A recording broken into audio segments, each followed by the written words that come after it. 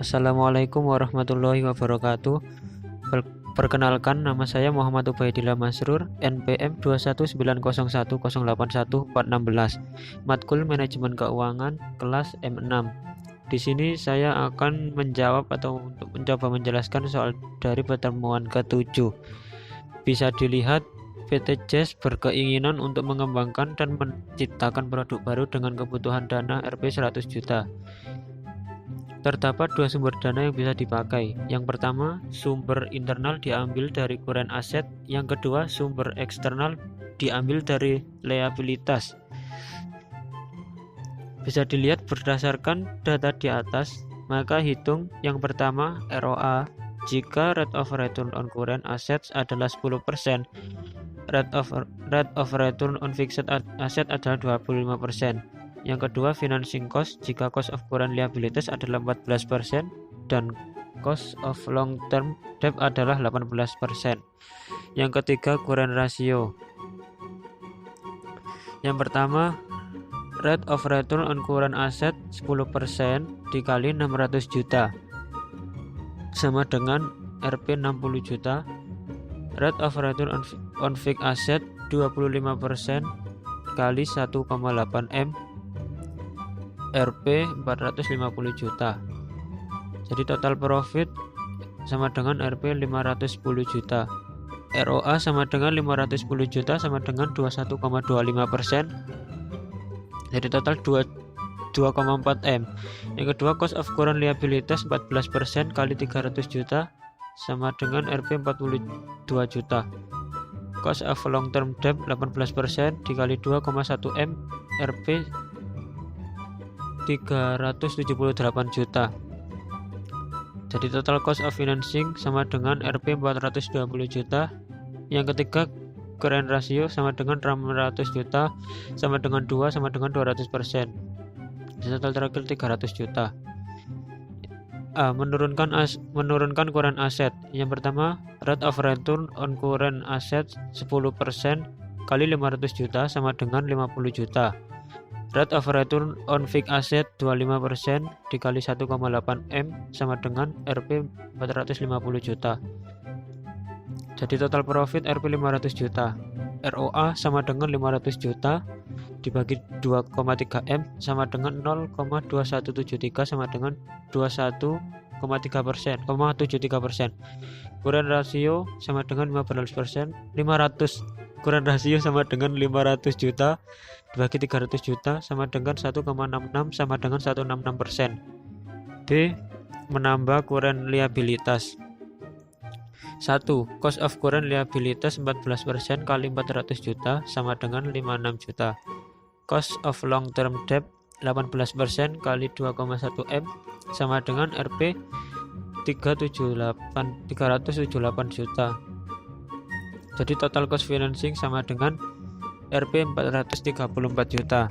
ROA sama dengan 510 juta dibagi 2,5 M sama dengan 0,204 sama dengan 20,4%.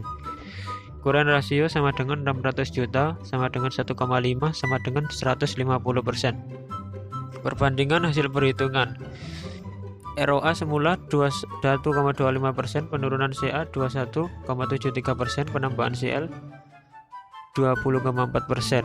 Financing cost semula Rp 420 juta, penurunan CA Rp 420 juta, penambahan CL Rp 434 juta. Current asset semula 200%, penurunan CA 167%, penambahan CL 150%. Berdasarkan data di atas, dengan diturunkannya CA lebih menguntungkan daripada penambahan CL, sehingga dapat disimpulkan bahwa sumber dana yang diambil dari CA lebih layak. 2. Pada awal tahun bulan Maret 2021, manajer keuangan PT AGB melakukan kajian untuk melihat return on equity atau dalam kurung ROE perusahaan. Informasi dari manajer pemasaran menyebutkan bahwa penjualan diestimasikan terjadi kenaikan sebesar 50 miliar. Dengan asumsi informasi dari manajer pemasaran menyebutkan bahwa penjualan diestimasikan terjadi kenaikan sebesar Rp 10 miliar. dengan asumsi perusahaan melakukan ekspansi pembukaan kantor pemasaran ke Kalimantan dan ke negara Malaysia. Adapun beberapa informasi lainnya adalah posisi rasio hutang adalah 45%, nilai aktiva tetap besar Rp 5 miliar, komposisi earning before interest and tax (EBIT) adalah 8,5%, komposisi interest cost (biaya bunga) adalah 9%, komposisi tax (pajak) adalah 22%. Ada 3 kondisi dan situasi ekonomi yang harus dianalisis. Yang pertama, kondisi ekonomi menurun dengan estimasi kuret aset 50% dari penjualan. Yang kedua, kondisi ekonomi stabil dengan estimasi kuret aset 45% dari penjualan. Yang ketiga, kondisi ekonomi berkembang dengan estimasi kuret aset 30% dari penjualan. Manajer keuangan meminta kepada Anda untuk menghitung berapakah ROE yang paling layak untuk diterima. Bisa dilihat di soal kedua.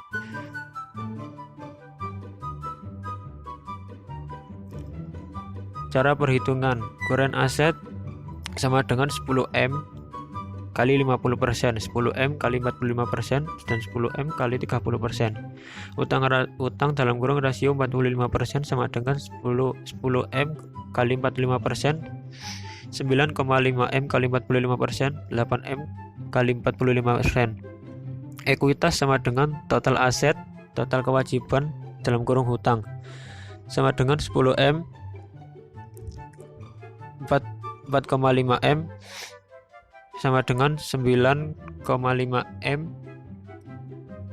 dikurangi 4,275M sama dengan 8M dikurangi 3,6M.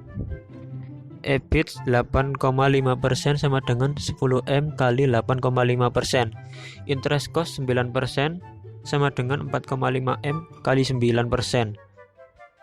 4,275 kali 9, 3,6M kali 9. EBT sama dengan EBIT interest cost 850 juta kurangi 405 juta, dan 850 juta kurangi 384.750, dan 850 juta dikurangi 324 juta. Tax dalam kurung 22% sama dengan dalam kurung EBT tax 22%. 445 juta dikali 22%, 465 juta dikali 22%, dan 526 juta dikali 22%. It's sama dengan dalam kurung EBT tax 22%. 445 juta kurangi 97.900, dan 465 juta kurangi 102 335.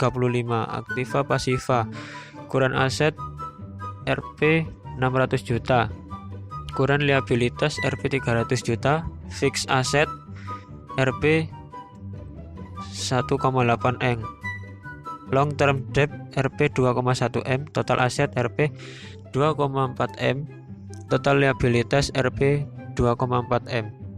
Sekian, terima kasih. Assalamualaikum warahmatullahi wabarakatuh.